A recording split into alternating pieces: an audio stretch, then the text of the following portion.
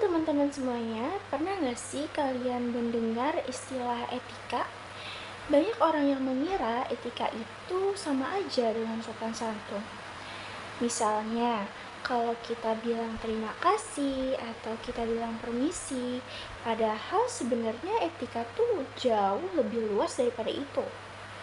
Etika bukan hanya soal tata krama, tapi juga tentang bagaimana cara kita bersikap, cara kita mengambil keputusan, dan bagaimana cara kita menghargai orang lain.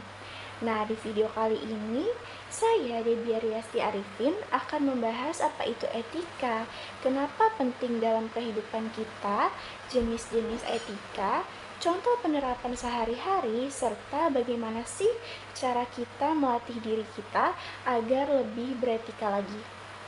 Yuk kita simak videonya sampai habis. Di video ini kita akan membahas mengenai etika.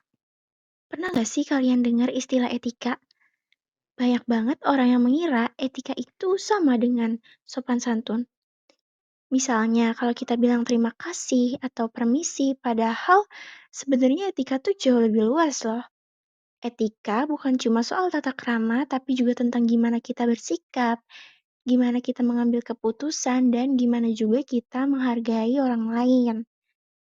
Di video kali ini kita bakal membahas apa itu etika, kenapa itu penting dalam kehidupan kita, jenis-jenis etika, terus gimana sih contoh penerapan etika dalam kehidupan kita sehari-hari, serta bagaimana cara melatih diri kita agar kita punya etika, agar kita lebih beretika.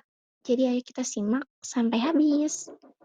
Yang pertama kita bahas dulu nih mengenai definisi dari etika itu sendiri. Jadi etika berasal dari bahasa Yunani ethos yang berarti kebiasaan, watak, atau cara hidup. Secara sederhana, etika adalah ilmu tentang baik dan buruk, tentang apa yang pantas dan tidak pantas dalam perilaku manusia. Kalau dalam aturan hukum itu dibuat secara resmi oleh negara, etika itu lebih banyak datang dari kesepakatan sosial, dari norma, dan dari nilai yang diyakini oleh masyarakat. Jadi, etika itu sifatnya lebih luas, teman-teman, dan kadang berbeda juga antara satu budaya dengan budaya yang lainnya. Contoh kecilnya nih yang ada di Indonesia, kayak memberi salam dengan menundukkan kepala itu dianggap sopan, tapi di negara lain mungkin caranya berbeda. Dan meski berbeda, tujuannya tetap sama, yaitu untuk menunjukkan rasa hormat. Nah, inilah salah satu contoh gimana etika itu dipengaruhi oleh budaya. Kenapa sih etika itu penting? Nah, etika itu menjadi penting karena ada beberapa alasan, yaitu untuk menciptakan keharmonisan sosial. Jadi, coba bayangin kalau setiap orang bertindak seenaknya tanpa memikirkan orang lain. Kayak setiap orang tuh nggak punya etika, nggak punya attitude. Pasti akan kacau kan? Jadi etika itu membantu kita hidup berdampingan dengan tertib, teman-teman. Selanjutnya untuk membangun kepercayaan. Dalam hubungan pertemanan, pekerjaan, atau organisasi, kepercayaan itu lahir karena orang-orang menunjukkan sikap etis, sikap menghargai. Misalnya, kayak jujur, tidak menipu, dan tidak memanfaatkan orang lain. Selanjutnya, menjadi dasar karakter pribadi. Jadi, orang yang beretika itu biasanya lebih dihargai. Kita bisa aja pinter, kita bisa sukses, kita bisa kaya, kita bisa good looking. Tapi kalau kita nggak punya etika, orang tuh bakalan enggan menghormati kita, enggan menghargai kita.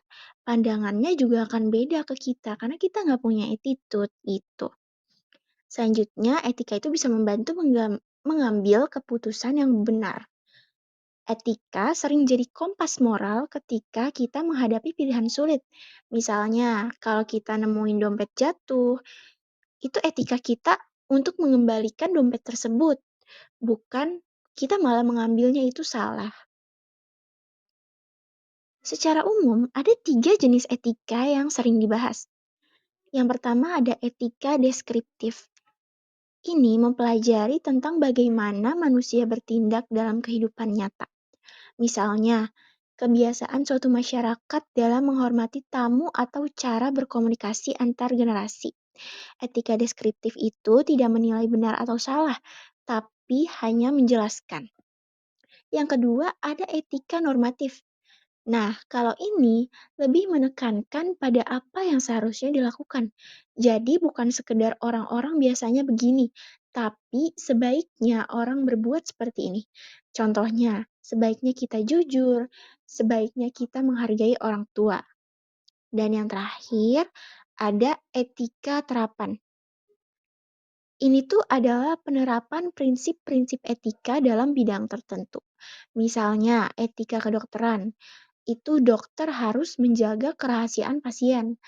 Terus ada etika bisnis, yaitu tidak bisa menipu konsumen. Dan yang terakhir ada etika akademik, yaitu tidak melakukan plagiarisme dan banyak lagi lainnya. Nah, dengan memahami tiga jenis etika ini, kita jadi lebih sadar bahwa etika bukan cuma soal tata krama sederhana, tapi juga menyangkut banyak sekali aspek kehidupan. Sekarang mari kita lihat contoh nyata penerapan etika dalam kehidupan kita sehari-hari.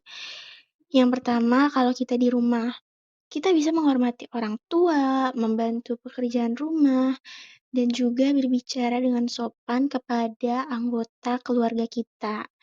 Kalau di kampus atau di sekolah, bisa dengan datang tepat waktu, menghargai pendapat teman, tidak mencontek saat ujian, juga menghormati guru atau dosen. Nah, kalau di tempat kerja, kita bisa bersikap profesional, jujur dalam pekerjaan, dan juga tidak menyalahgunakan jabatan yang kita miliki. Ada juga contoh-contoh etika dalam bermedia sosial, yaitu meliputi tidak menyebarkan hoaks, tidak menghina orang lain, menggunakan bahasa yang pantas, dan juga tidak menyebarkan hate comment gitu. Banyak sekali kan kasus di media sosial di mana seseorang tuh kehilangan reputasi hanya karena komentar yang gak etis. Jadi etika digital sekarang sama pentingnya dengan etika tatap muka.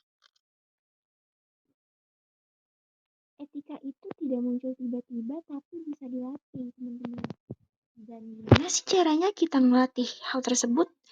Yang pertama, kita bisa belajar menghargai orang lain, yaitu dengan biasakan kalau berbicara dengan orang lain tuh kita harus tatap matanya atau mendengarkan dengan baik saat dia berbicara gitu.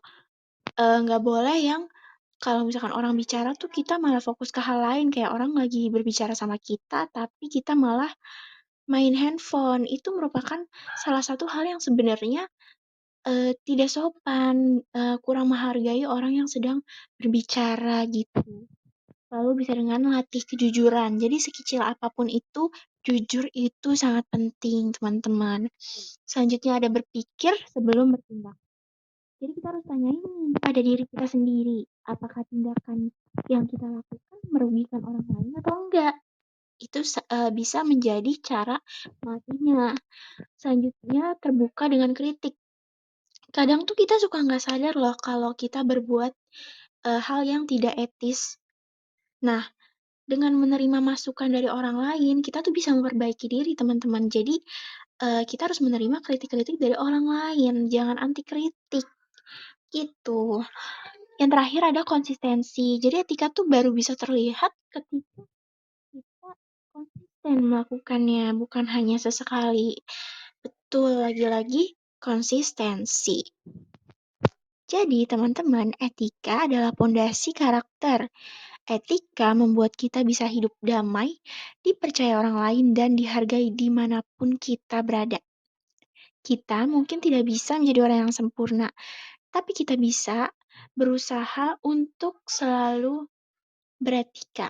Jadi mulai dari hal-hal kecil, ayo kita mulai menghormati, jujur, sopan, dan punya tanggung jawab. Ingat, pengetahuan bisa membuat kita pintar,